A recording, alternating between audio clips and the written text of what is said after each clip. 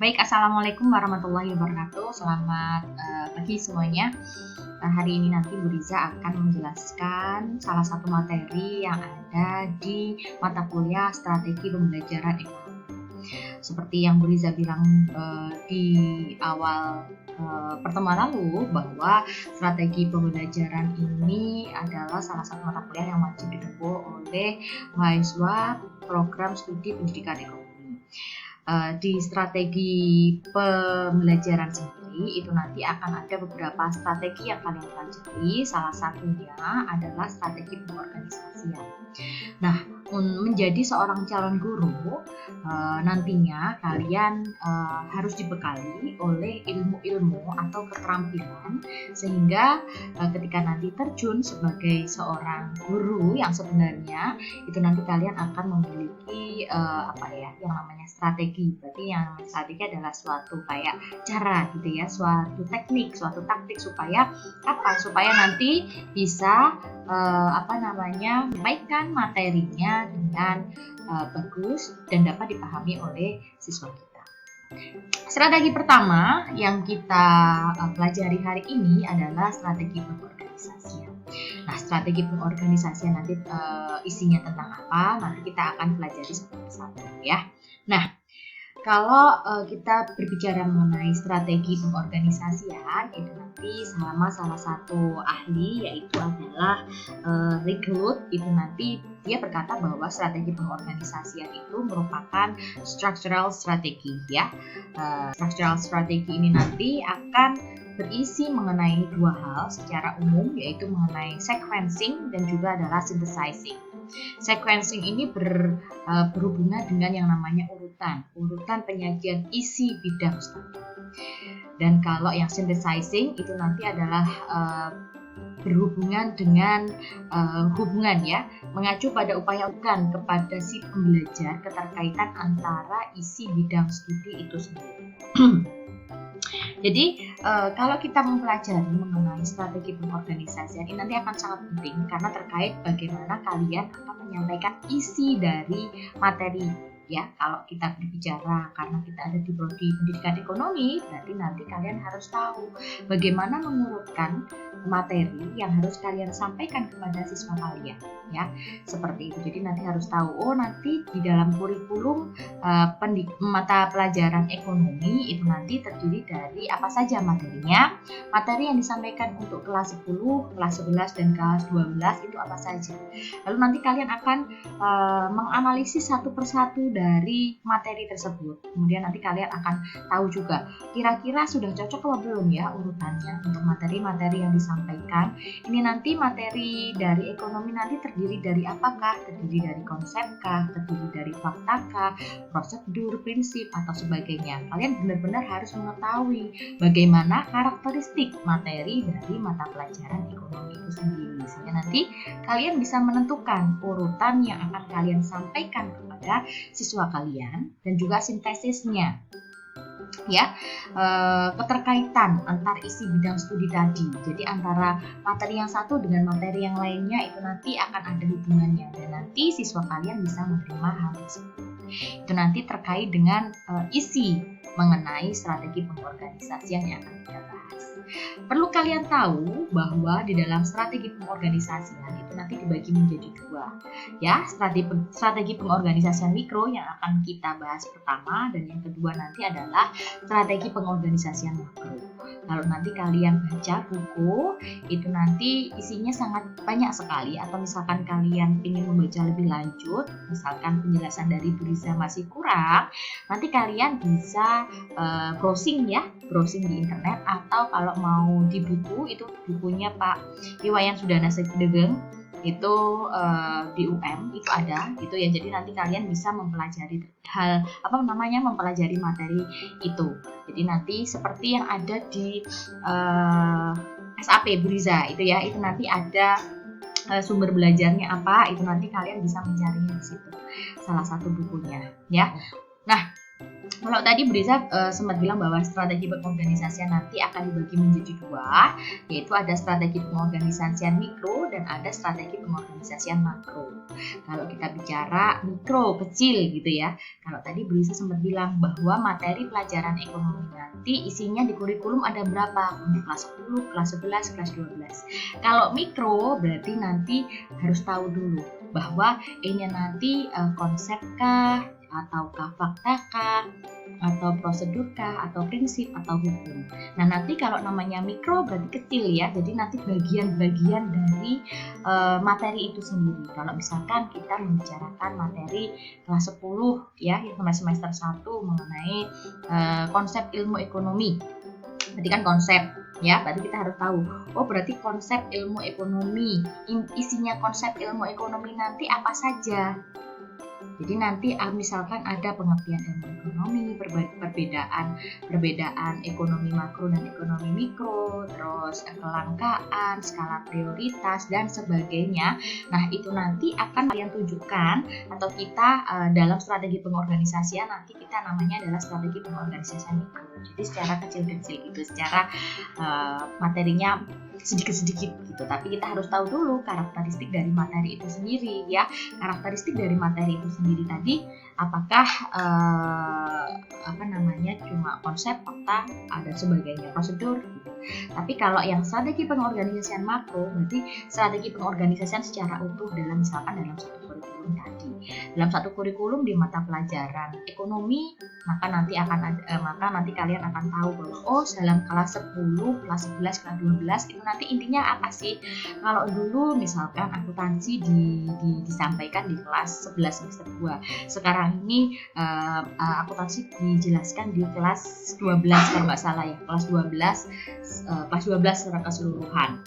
Jadi nanti kalian harus tahu ya bahwa oh nanti kelas 10 itu yang agak mudah dulu materinya karena perpindahan dari SMP ke SMA. Kemudian nanti meningkat kesulitannya di kelas 11. Lalu kemudian di kelas 12 materinya cuma sedikit aja karena nanti berkenaan dengan masa akhir sekolah ya yang harus menentukan kelulusannya. Jadi seperti itu.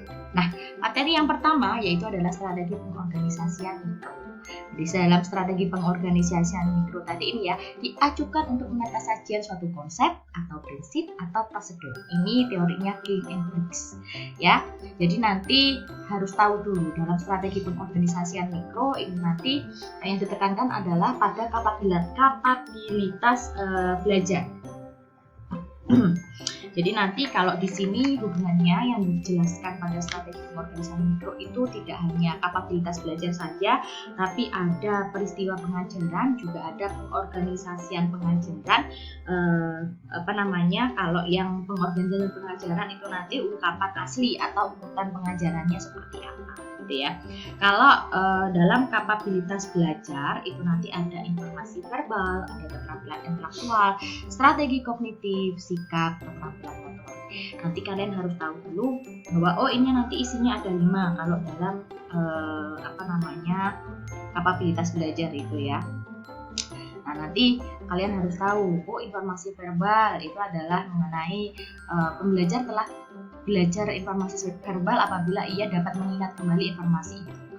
Jadi kan kita harus tahu dulu, kalau konsep nanti dijelaskan dengan cara seperti apa, misalkan ceramah dari gurunya, misalkan ceramah, kira-kira nanti kalau ceramah siswanya bisa mengingat kembali materi yang disampaikan oleh gurunya dengan mudah atau tidak, atau bagaimana nanti caranya menyampaikan, karena di informasi verbal yang namanya verbal berarti kan berasal dari audio ya, dari ucapan gitu. Jadi nanti harus tahu dulu.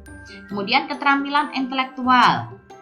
Kalau keterampilan intelektual itu nanti hubungannya sama diskriminasi, konsep konkret, konsep abstrak, kaidah atau kaidah tingkat lebih tinggi. Nah nanti harus tahu dulu bahwa materi yang disampaikan kalau misalkan materi pendapatan nasional itu nanti hubungannya seperti apa sih, apakah ada dalam diskriminasi, konsep konkret, konsep abstrak, kaidah tingkat lebih tinggi. Nah, makanya ketika nanti kalian di dalam strategi pengorganisasian atau mengorganisasi materi dalam mata pelajaran ekonomi, kalian harus benar-benar tahu karakteristik dari materi yang akan kalian sampaikan, sehingga nanti menentukan strategi apa yang akan kalian gunakan untuk mengajar murid kalian. Lalu ada strategi kognitif. Kalau kognitif berarti berhubungan sama yang namanya pengetahuan. Ya, kalau pengetahuan kognitif itu nanti kalian akan mengenal yang namanya C1 sampai dengan C6. Itu nanti mana yang harus kalian sampaikan. Nah, biasanya kalau strategi kognitif itu nanti hubungannya mengenai melihat di kurikulum juga ya. Kalau di kurikulum K13 sekarang ini kognitifnya biasanya nanti hubungannya sama berpikir kritis. Jadi nanti sudah HOTS gitu ya, high order thinking skill. Jadi sudah C4 ke C6. Kemudian sikap. Nah, ternyata dalam menyampaikan materi itu tidak hanya dari informasi verbal dan juga keterampilan intelektual saja, atau sikap kognitif saja, tapi juga ada sikap. Strategi kognitif saja, tapi ada sikap. Misalkan, siswa nanti tahu bahwa ketika nanti sudah mempelajari ekonomi, dia bisa membuat yang namanya skala prioritas. Berarti nanti harus bisa bersikap, apakah harus menabung, apakah harus menghabiskan uangnya untuk konsumsi, seperti itu. Lalu untuk keterampilan motorik, kalau keterampilan motorik sih kalau di ekonomi masih belum ada ya kayaknya ya. Keterampilan motorik mungkin karena kan gerak, jadi nanti harus tahu dulu apa yang harus digerakkan. Kalau di ekonomi kayaknya nggak ada. Itu adalah mengenai kapabilitas belajarnya. Nah, tidak hanya itu saja, tapi kalau tadi bisa bilang ada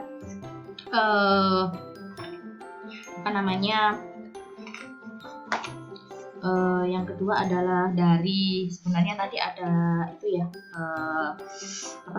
peristiwa pengajaran ya, peristiwa pengajaran di dalam modelnya yang awal tadi.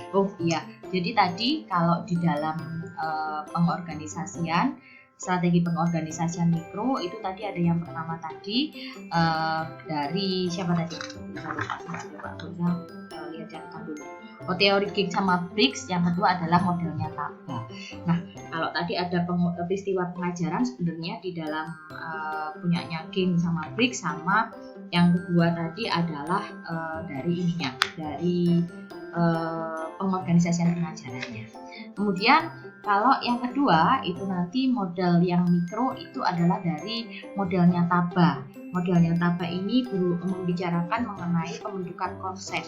Kalau tadi di dalam modelnya Giggs and Briggs nanti ada 3 yang dikaitkan, yaitu adalah dari kapabilitas belajar, peristiwa pengajaran, dan pengorganisasian pengajaran.